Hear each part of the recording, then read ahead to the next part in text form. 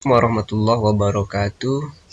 Apa kabarnya anak-anakku semua? Mudah-mudahan dalam kondisi sehat walafiat. Baiklah, bertemu lagi dengan Bapak dalam mata pelajaran IPA kelas 9. Hari ini yang akan kita bahas adalah tentang alat-alat atau organ-organ reproduksi pada manusia. Namun sebelumnya kita akan mereview pembelajaran pada pertemuan sebelumnya, yaitu tentang pembelahan sel.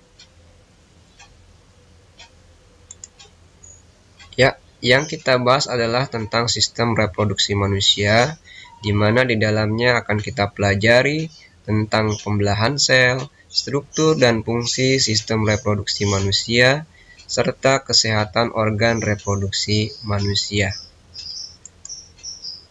Pada pertemuan sebelumnya kita sudah membahas dan memberikan tugas tentang pembelahan sel. Sedikit kita review bahwa pembelahan sel itu terdiri dari dua macam, yaitu pembelahan sel mitosis dan pembelahan sel meiosis. Nah, yang paling mendasar dari dua jenis pembelahan ini adalah hasil akhir dari pembelahan sel tersebut. Pada mitosis, satu sel ini akan menghasilkan dua sel setelah membelah dengan materi genetik yang sama dengan induknya, yaitu masing-masing memiliki 46 kromosom. Sedangkan untuk meiosis, ini dari satu sel menghasilkan 4 sel anakan, tetapi jumlah materi genetik berbeda. Pada sel induk 46 kromosom, sedangkan pada sel anakannya masing-masing hanya 23 kromosom, atau separuh dari sel induknya. Oke, kita lihat sel yang mengalami pembelahan mitosis. Nah, di sini mitosis menghasilkan dua sel anakan dengan materi genetik yang sama dengan sel induknya.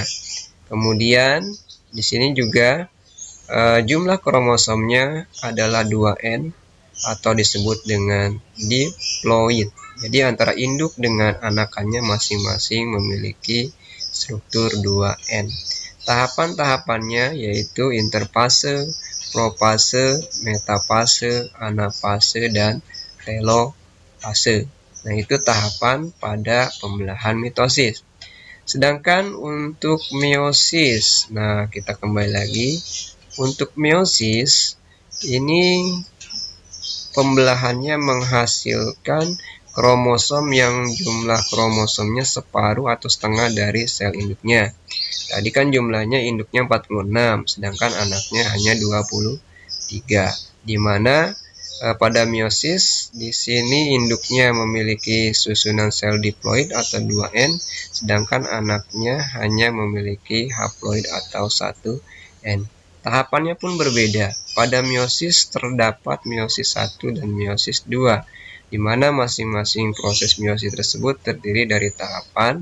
Untuk meiosis 1 adalah profase 1, metafase 1, anafase 1, dan telofase 1. Kemudian dilanjutkan meiosis 2, yaitu profase 2, metafase 2, anafase 2, dan telofase 2.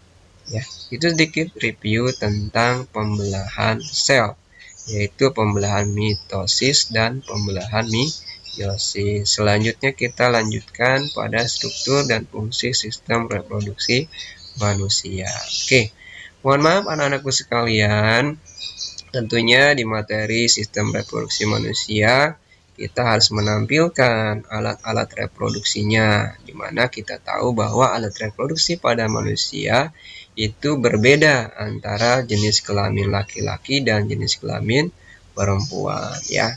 Nah, di sini kita lihat pada gambar pertama ini adalah organ-organ atau alat reproduksi pada laki-laki, sedangkan yang di sebelah kanan adalah organ-organ reproduksi pada perempuan. Nah, di sini bagian-bagiannya masih kosong nih. Nah, nanti ini kita akan isi ya, tapi sebelumnya kalian buka buku paket kalian ya.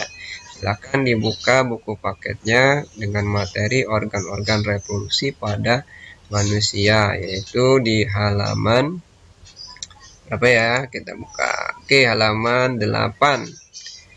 Nah, tujuan dari materi ini adalah kalian mampu mengidentifikasi organ-organ penyusun sistem reproduksi baik pada laki-laki maupun pada perempuan. Ya, maksud mengidentifikasi artinya mengenali ya bagian A namanya apa, fungsinya apa.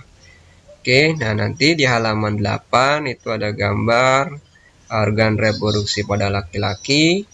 Nah, nanti kalian cocokkan ya bagian-bagian yang kosong atau titik-titik tersebut dengan jawaban yang ada pada halaman 9. Nah, itu sudah ada namanya dan fungsinya. Kalian tinggal memasukkan saja ya nama-nama tersebut kepada kotak-kotak kosong yang ada pada gambar. Kemudian untuk yang perempuan itu ada di halaman 16 kalau tidak salah ya. Nah, betul. Jadi alat reproduksi pada wanita di halaman 16 ini juga sama. Nanti tugas kalian adalah memasukkan nama-nama dari organ reproduksi perempuan kepada gambar-gambar yang pada kotak-kotak yang ada pada gambar ya. Oke, silakan.